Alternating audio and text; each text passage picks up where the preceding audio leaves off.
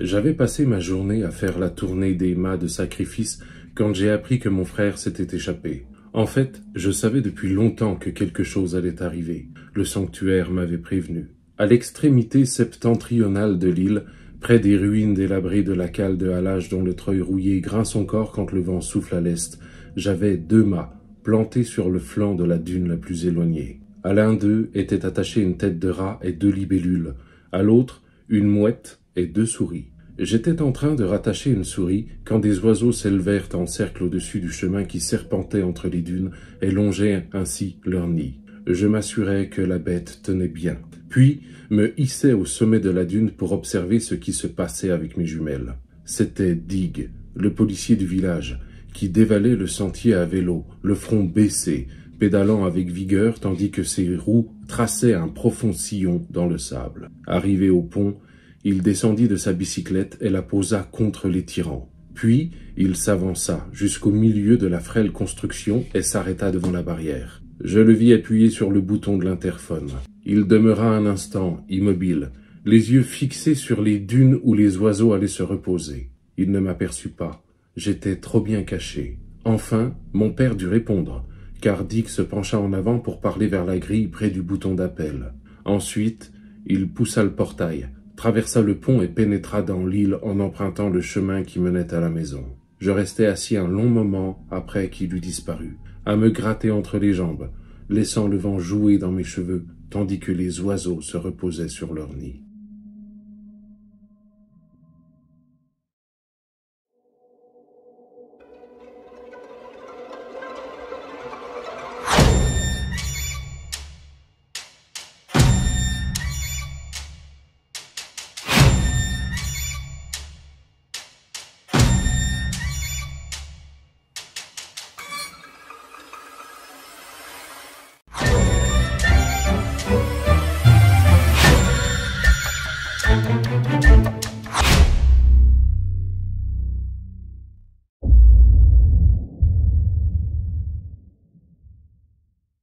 Bonjour et bienvenue dans le coin. Comment vas-tu? Non, parce que je prends rarement le temps de te le demander sincèrement. Comment ça va aujourd'hui? Première vidéo de l'année. L'éclairage vient de mourir. C'est bon signe? Eh ben, on va continuer sans. Première vidéo de 2024. La tradition l'exige. Je te présente tous mes vœux pour cette nouvelle année. La même merde dans un nouvel emballage. Et comme c'est difficile de faire original et générique à la fois, je te souhaite tout ce que tu veux que l'on te souhaite, mais en mieux que les autres. Voilà, ça devrait couvrir à peu près tous les cas. Tant qu'on y est, j'en profite pour vous remercier toutes et tous dans la globalité pour l'année 2023 que visiblement vous avez placé sous le signe de la bienveillance. En 2023, je n'ai reçu aucun commentaire désobligeant, insultant ou déplacé. Je ne considère pas déplacé un commentaire qui me fait part d'un désaccord. Au contraire, je trouve ça plutôt sain d'exprimer un désaccord du moment que ça puisse se faire sans se foutre sur la gueule parce que on n'est pas des bêtes quand même. Et quand je dis aucun, ça ne veut pas dire tellement peu que j'arrondis à aucun. Non, ça veut dire aucun. Ce qui était assez surprenant puisqu'en 2022, j'ai eu droit à quelques pépites. Pas 3 tonnes non plus, mais elles étaient bien là. Donc, soit j'ai la chance d'avoir uniquement des spectateurs bienveillants, et c'est bien, soit je vous fais flipper, et c'est très bien. J'aime la peur, j'en tartine tous les matins au petit déjeuner. Petit message personnel aux amis et proches qui m'ont souhaité argent et bonne fortune l'année dernière, ça n'a pas fonctionné. Donc cette année, prenez les devants et envoyez-moi directement du pognon. Bref, je ferai le bilan de l'année écoulée plus tard, ou pas, ou j'en sais rien, il y a le temps pour ça. Je ne suis pas là pour te parler de ça, mais bien bouquin. Surprenant, n'est-ce pas? Et pour être plus précis, je vais te parler du livre Le Seigneur des Guêpes de Ian Banks. Sorti en 1984 sous le titre original The Wasp Factory, littéralement la fabrique de guêpes, puis sorti la même année en français aux éditions des Presses de la Cité, puis en 1989 chez Pocket dans la collection Terreur, et enfin en 2005, le présent ouvrage, chez Fleuve Noir dans la collection Thriller Fantastique, pour un total dans cette édition d'environ 220 pages, traduction française signée Pierre Arnaud. À noter également une édition en 85 chez François Zir qui traîne dans le coin. Bref, c'est pas le plus important. Ian Banks est un auteur écossais ayant principalement fait ses armes dans le domaine de la science-fiction, mais pas que. né en 1954 et malheureusement décédé en 2013 des suites d'un cancer de la vésicule biliaire à seulement 59 ans, il a été durant sa vie une figure importante en faveur de la démission du Premier ministre Tony Blair suite à son engagement en faveur de l'invasion de l'Irak par les États-Unis en 2003, et également une figure importante du mouvement en faveur de l'indépendance de l'Écosse. Le Seigneur des Guêpes est son tout premier roman. En 1997, un sondage mené par le libraire Waterstones en partenariat avec la chaîne de télévision Channel 4 a interrogé 25 000 personnes et a conduit ce roman en 32e position des meilleurs livres du XXe siècle. Juste pour information, étaient placés respectivement 3e, second puis premier La ferme des animaux et 1984 de George Orwell, 1984 dont je t'ai déjà parlé d'ailleurs. Et enfin, première position pour Le Seigneur des Anneaux de Tolkien. Mérité probablement, original pas du tout. Bref, maintenant direction une petite île d'Écosse très isolée où vit Frank Coldham avec son père. Frank est un adolescent de 17 ans, pas tout à fait comme les autres.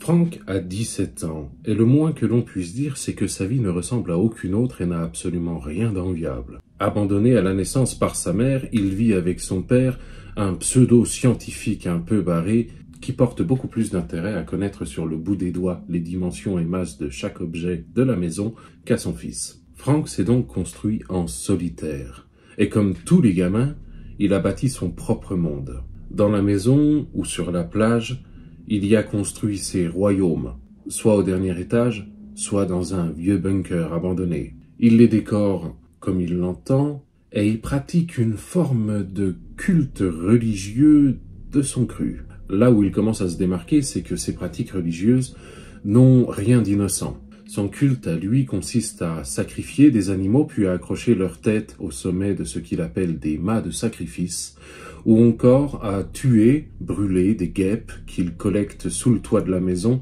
afin de créer une connexion mystique avec la personne de son choix, ou encore entrevoir l'avenir. Que cela fonctionne ou pas, au fond, ce n'est pas le plus important, parce que lui, il y croit. Tout cela est déjà assez malsain.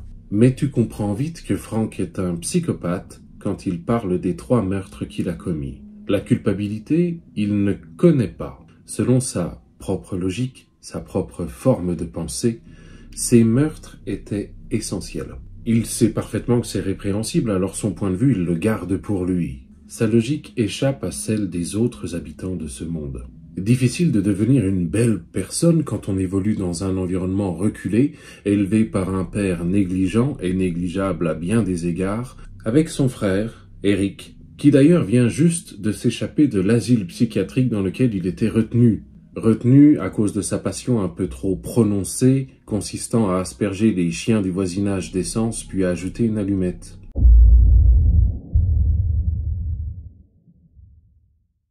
Pocket a placé ce roman dans la collection Terreur, c'est un mot assez générique, pourquoi pas. En revanche, Fleuve Noir l'a classé en thriller fantastique. Alors thriller, honnêtement, ce n'est pas exactement ce que j'entends par un thriller. Quant à fantastique, pas du tout. Il n'y a absolument aucun élément fantastique dans ce récit. Et en réalité, ce livre, je ne sais pas où le placer. Il est un peu thriller, un peu journal intime, un peu autobiographie fictive. Pour simplifier, ce livre, c'est un monologue de 220 pages d'un adolescent perturbé de 17 ans. Tout le livre est écrit à la première personne du singulier. C'est Frank directement qui s'adresse à toi. J'ai trouvé extrêmement difficile de proposer un résumé de ce livre parce que finalement tout tient en une seule phrase. C'est un adolescent de 17 ans à tendance psychopathe qui évolue dans une famille de gros tarés. Et avec ce résumé, je trouve que je suis plutôt exhaustif. J'ai trouvé la plume de Ian Banks totalement remarquable en ce qui concerne la description des lieux, ce qui permet quand même une immersion très intéressante. Et la façon dont il a eu de se glisser dans la peau de Frank était également parfaitement remarquable. Tu lis un texte écrit par un ado de 17 ans et il est facile d'y croire. Les pensées et opinions sont également parfaitement rapportées, ce qui te permet de suivre le même fil que Frank quand il commence à parler de quelque chose en général, un constat sur la société ou sur les rapports humains, et la conclusion qu'il en tire. Assistant, Voilà. Qui te permet de suivre le même fil, oui. Mais de là à les approuver, il y a un fossé, on est bien d'accord. Autant il porte un regard froid et implacable, par moments je pouvais être d'accord avec ce regard. En revanche, en ce qui concerne les conclusions, il n'y a pas moyen. Pour moi, ce n'est pas possible.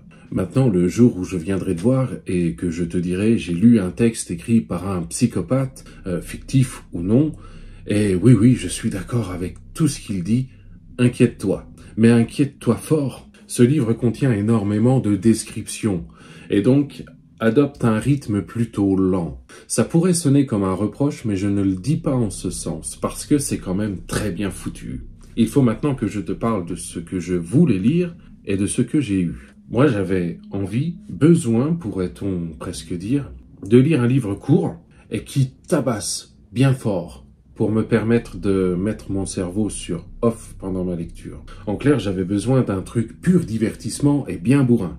Et quand je lis la 4e de couverture, moi j'ai jamais fait brûler de chien, d'accord, c'est amusant, mais il y a quand même d'autres choses plus intéressantes. 2 ans après avoir tué Blitz, j'ai assassiné Paul, mon petit frère, pour des raisons différentes et nettement plus fondamentales. Et puis, environ 1 an après, j'ai encore éliminé ma petite cousine Esmeralda, plus ou moins sur un coup de tête. C'est mon total pour le moment, 3, etc., etc. Je me suis dit, ça a l'air bien barré. Là-dessus, pas de problème. Des meurtres, des chiens qui brûlent. Je m'attendais à quelque chose de plutôt mouvementé. En tout cas, ça a piqué ma curiosité. Eh bien, pas du tout. C'est un récit qui prend son temps, installe le contexte et te présente tous les antagonistes depuis la rétine du personnage principal. Ce n'est pas qu'une distraction, c'est également une immersion. Pour distraire, hein, qu'on s'entende bien. Je n'ai pas eu ce que je voulais, donc je n'ai pas spécialement passé un bon moment pendant ma lecture. Et pourtant, je trouve que ce livre est excellent. Je ne peux pas reprocher à ce livre de ne pas être ce que je voulais qu'il soit. Donc, en réalité, je me retrouve dans la situation pas totalement confortable pour moi, où je dois te parler d'un livre qui est tout à fait remarquable, mais que je n'ai pas vraiment apprécié. Et c'est entièrement ma faute. J'ai trouvé la psychologie des personnages très bien construite, et c'est à mon sens sur ce point qu'il se démarque le plus. C'est-à-dire que si tu aimes connaître sur le bout des doigts les personnages, évoluer avec eux et parfois même te douter des réactions qu'ils vont avoir, alors ce livre est 100% fait pour toi. Au contraire, si l'immersion dans un lieu et un esprit t'est égal, ça peut être un petit peu compliqué. Après, ce livre est plutôt court, donc le mieux serait, si tu as le temps et l'envie de le lire, pour te forger ta propre opinion, et je ne serais pas surpris du tout que beaucoup ne partagent pas mon avis. Ce n'est pas pour autant que j'en changerai, mais ce ne serait pas surprenant. En tout cas, une chose est sûre, tous les personnages de ce roman sont absolument malsains, abominables, pour des raisons qui leur sont propres, mais tous, sans exception, il n'y en a pas un pour rattraper l'autre. Ils ont tous un pet au casque. Tous. Concernant la fin, évidemment, je ne peux pas trop m'attarder dessus, puisque mon but n'est pas de gâcher ton plaisir de lecture si tu choisis ce livre. Je l'ai trouvée pour le moins surprenante, inattendue, et elle m'a laissé pour le moins pantois. Une réaction de type « Ah d'accord ».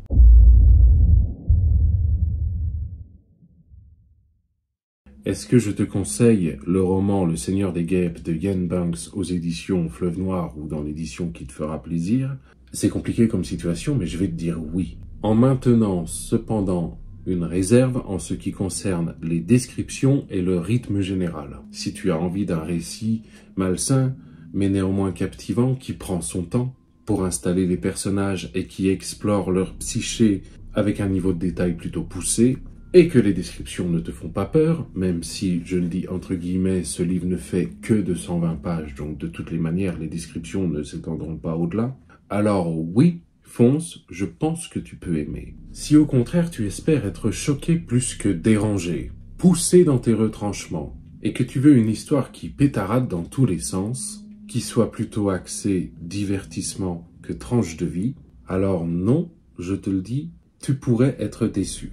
Après, le mieux serait encore que tu le lises et que tu te forges ton propre avis, puisque, j'insiste là-dessus, je ne dis pas la vérité, uniquement ma vérité. En ce qui me concerne, je vais retenir l'aspect découverte d'une nouvelle histoire et la fierté d'avoir achevé la lecture. Comme ça, au moins, on restera sur des notes positives. Je ne pense pas le conserver, il va probablement finir dans une boîte à livres. Et si tu as lu ce livre, ton avis m'intéresse, et si tu souhaites discuter, tu as l'espace commentaire pour ça, ou encore un serveur Discord, et maintenant même une ligne mobile, que tu peux joindre soit par SMS ou par appel 24 heures sur 24 et 7 jours sur 7, et n'aie pas peur de me déranger, cette ligne redirige automatiquement vers la boîte vocale. Tu peux y parler de tout ce qui te fait vibrer, littérature ou pas. Petite précision en ce qui concerne cette ligne mobile, on m'a fait remarquer à très juste titre un manque de clarté à son sujet. Le numéro n'est pas surtaxé. Il s'agit en réalité d'un forfait mobile classique. Si tu veux les détails, c'est un forfait free à 2 €,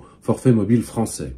Donc il t'en coûtera le prix d'un SMS ou d'un appel, ni plus ni moins, vers une ligne mobile française. Voilà, je dis ça pour les camarades francophones, suisses, belges, québécois. Je ne sais pas exactement si les appels vers les lignes portables françaises sont inclus pour vous. Je vous laisse voir, vous saurez mieux que moi. Aucun numéro ne sera conservé, ni même rendu public d'une quelconque façon, et encore heureux. Les messages vocaux et SMS reçus feront l'objet d'un nouveau concept de vidéo à apparaître dans les prochains jours. N'hésite pas à participer si le cœur t'en dit, et toutes les informations sont dans la description. J'espère que cette vidéo t'a plu. Si ce n'est pas le cas, tant pis. Encore une fois, meilleurs vœux pour cette année 2024 et merci pour votre présence en 2023. En attendant la prochaine fois, je te souhaite une bonne soirée. Bye!